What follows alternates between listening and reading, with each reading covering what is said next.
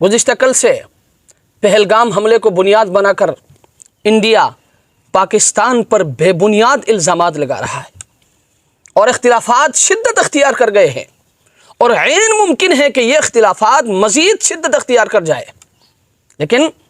ان حالات میں ہم دشمن کو یہ بتانا چاہتے ہیں کہ ہماری آپس کی اختلافات اپنی جگہ، ہمارے اندرونی اختلافات اپنی جگہ،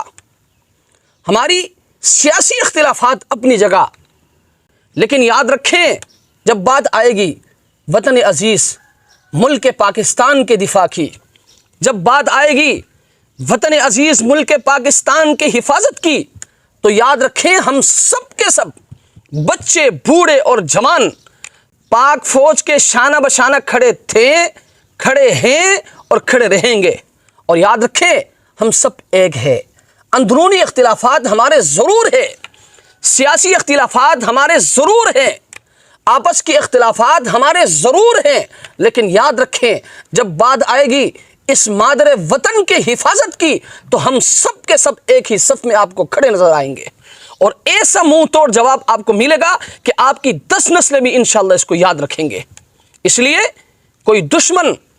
اس وہم میں نہ رہے، کوئی دشمن اس غلط فہمی کا شکار نہ ہو کہ پاکستان کے تو آپس میں اندرونی اختلافات ہیں، سیاسی اختلافات ہیں، اور اسی طرح آپس کے اختلافات ہیں، ہم ملک پر حملہ کریں گے،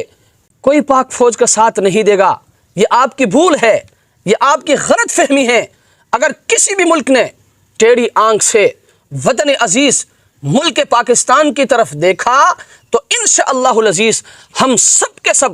ایک ہی صف میں کھڑے آپ کو نظر آئیں گے، ہم سب کے سب